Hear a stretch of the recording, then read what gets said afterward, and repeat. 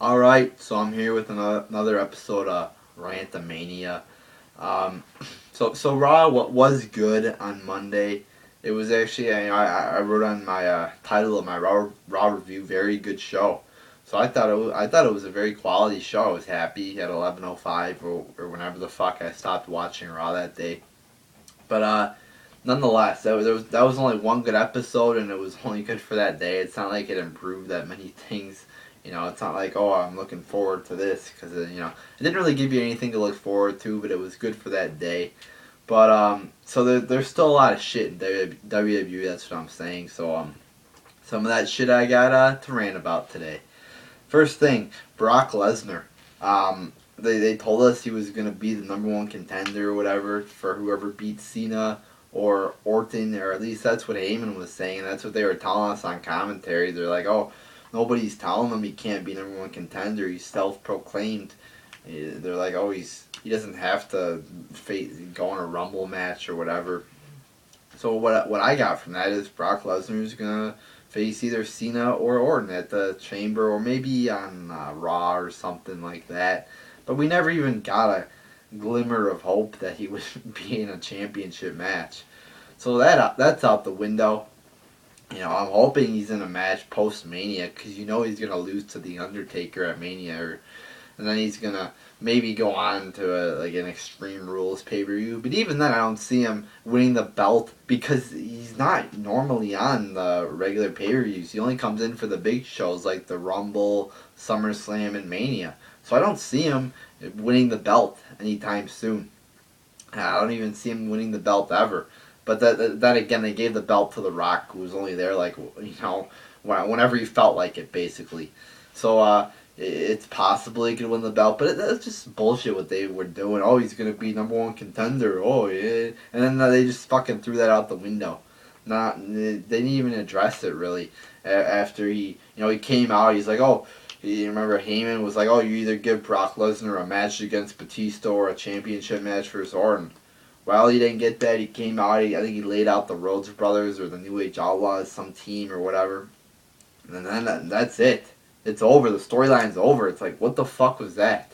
That was a bunch of fucking bullshit right there. And so I was very disappointed where that storyline went. Alright, next storyline. Hold on. Gotta unlock my phone again. um, Jeez. No build to the Wyatts and Shield match. Holy shit. Can we get a face-to-face promo or a brawl between these two guys? Like on Raw.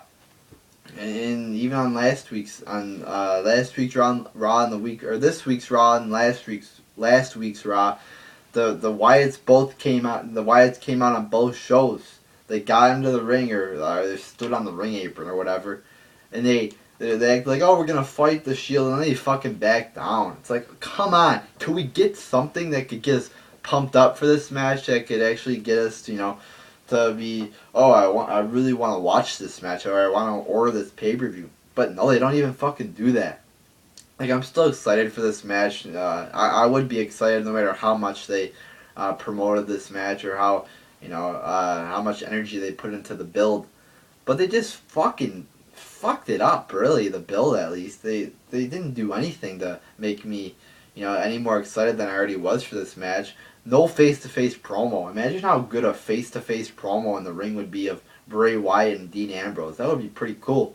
No brawl, unless you count that fucking retarded 15-second brawl at the end of Raw. Oh, we're going to put 10,000 guys in the ring, or how it was more like 15 from the two big matches, the chamber match and the 6-man tag. We're going to put them all in the ring and have them brawl for 20 seconds. And there's, your hoorah for the go home show. There's your final whatever, the final thing you see before the chamber that's gonna make you want to buy that chamber. Well, that didn't want to make me buy the chamber. That made me want to go online and fucking stream it for fucking free. So next thing, again, gotta unlock my fucking phone here. No word on the Punk situation yet. Haven't heard anything legitimate. Oh yeah, WWE's come out and said, we have not released CM Punk. No shit, you haven't released CM Punk. If you every time you release somebody, you announce it. All right, we get word of it. You know, it's like, of course you haven't released CM Punk. It's pretty obvious you wouldn't, because he's the top guy. Yeah, he's gone, but he's still under contract, and you could still get him back. So there's no reason why we would believe you would release him, or and there would be no reason why you would release him either. So that was stupid how they sent that out. And Vince McMahon, was also talking to some of the investors in WWE, and he's like, "Oh, CM Punk's on a break." So apparently Vince McMahon tells his investors more than he tells us. Apparently, although you can like hear the phone call or whatever, but he's pretty much putting his investors over his fans. It's pretty stupid. You know, as a loyal fan of this company who's paid, for a pay-per-view. I bought SummerSlam. I bought T-shirts. Well, I've asked for T-shirts, and I got them for Christmas. But I've bought shit from this company. I've invested my time into watching Monday Night Raw. Which technically makes Vince McMahon money from the advertisements and commercials. I'm one of those million. I know I'm a small portion, but I'm one of those millions, and you are too. If you watch the show, you should feel inclined to tell Vince McMahon we should know everything. Tell Vince McMahon, I want to know all the shit that's going on, because as a loyal fan of this company, I feel I have a right to know what's going on in this company, and that Vince McMahon should tell me what's going on. And same thing with CM Punk. He's not as responsible for this mess as Vince McMahon is, in my opinion, because WWE is supposed to be the I don't know, but like the people who tell you about the shit that's going on. It's not, but they both should really release something on this. CM Punk is, I take that back. CM Punk is at much of fault as Vince McMahon. He's gone dead on Twitter. He hasn't told his fans anything about this. He hasn't even told his friends about this, according to his friends, like Colt Cabana. And, quoting John Cena, the only person who knows why Punk left is Punk, alright? You get these bogus wrestling, well, not bogus, but just stupid rumors out there, maybe true, maybe not, but, there's like 1,000 rumors out there why Punk left. A lot of them are false, some of them might be true, but a lot of people are already judging, oh, CM Punk's wrong, oh, WWE's wrong, I can't make a decision yet until I hear the details, and from the direct source, which is basically CM Punk, alright? I don't want to hear it from WWE, because, I don't trust WWE, they've lost credibility with me, but, CM Punk has to tell us something. It's like, tell your fans why you left, and WWE has to tell us what's going on too. And even if they don't know anything really, tell us that. Tell us, oh, we don't know why CM Punk's left. It's obvious he's gone. He hasn't been there in a fucking month or whatever. It's obvious. Why don't you fucking tell us something? We're fucking, watching the show and he's not even there. They don't even give us a fucking explanation. It makes me so fucking mad. Ugh. Yeah, it's stupid. Alright. Next thing, I'm going to talk about NXT for a little bit. Got a request. I've been getting a couple requests. And if I don't talk about your requested video, that you've requested for me, send it again, because I've had a lot of shit going on with school work, and I actually took a trip to Mexico where I had no Wi-Fi or whatever. So I was without internet for 4 or 5 days. So if I don't address your requested video here, send it to me again.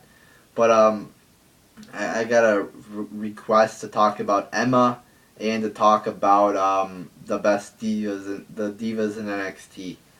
So yeah, I try to remember to write them down when you request them for me, but sometimes I just forget. And sorry guys, but I eventually do get to these requested videos. Again, I have a lot of shit going on, but I try to get it to them, at a proper time or whatever, at least within a fucking month. I'll try to do better on getting, to these videos sooner, because I know, I wouldn't like to wait 3 weeks to hear my requested video talked about, but I'm getting to them now. So again, if I missed your requested video, just send it in again. But the best, I'm just going to talk about the divas in NXT, the ones I like, the ones, But you know, I don't really know a lot about him because I haven't really watched NXT for a long amount of time. So you know, Paige is pretty good. She looks like a good wrestler. Don't really know how good a promo she has yet. Haven't seen enough. Emma is a good wrestler.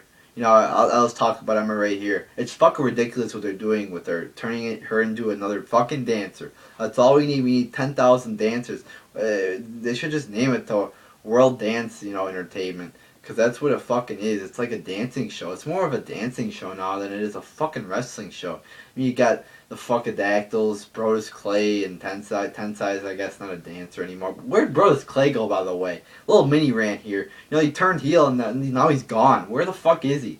I don't know where the fuck he went. Got R-Truth, Xavier Woods, and a lot more.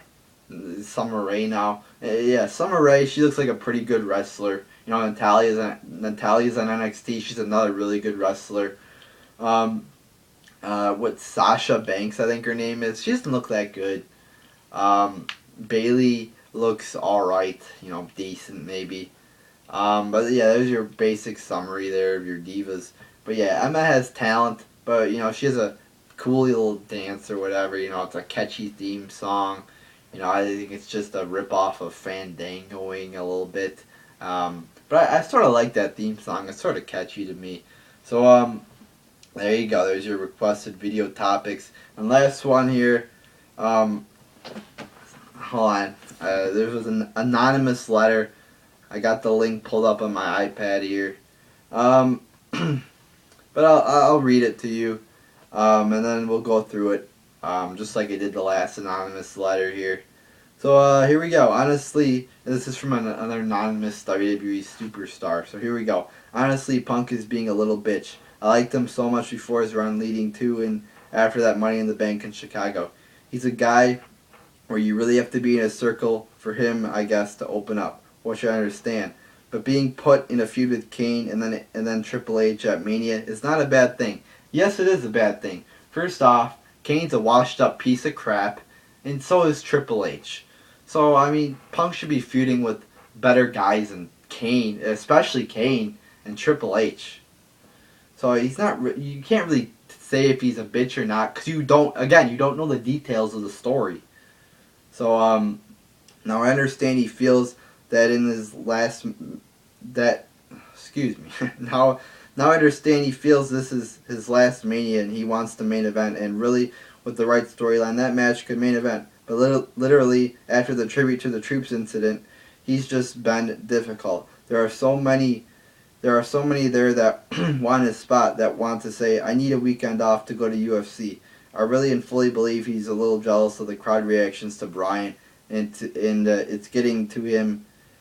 First off, he's guaranteed a week off, and he took it there. So what the fuck's wrong with that? He took his week off to go and watch a UFC event. Didn't miss Raw or anything. I don't know if he missed SmackDown, if he was supposed to be there. But, you know, Cena and Orton aren't usually on SmackDown. At least Cena's not, I don't think. Maybe he is, but, you know, when I watch the SmackDown highlights, Cena's not there. So, yeah, what else? He talked about the Tribute to the Troops incident. CM Punk explained it in his video, said Michelle Beadle called him like a fuckface or something. And he took it as like literal. I guess Michelle Beadle might have been joking, but she was like high-fiving the divas. So I'll take what CM Punk says, who was actually there, versus this anonymous retard. And then he says he's getting jealous of Bryan. I don't really see it because he, in a Comic-Con interview, I think it was Comic-Con, he said Bryan was really good and shit like that. So, where he's just been a dick lately. The interview with Ariel, he acted like he was a victim of Troops. At the Troops taping with Michelle was just joking. Little bitch AJ took it to the wrong level. Do you really think AJ would have had a pipe bomb interview? Do you really think AJ would have a pipe bomb interview time or longest Divas champ BS if she wasn't dating Punk? Yes, I do. Alright, AJ has talent. So, you know, I'm just gonna stop there since I'm sort of running out of time there. Maybe I'll make a little follow-up video on this, just like I did in my Raw review. So, yeah, follow-up video is gonna come. So, there you go, people.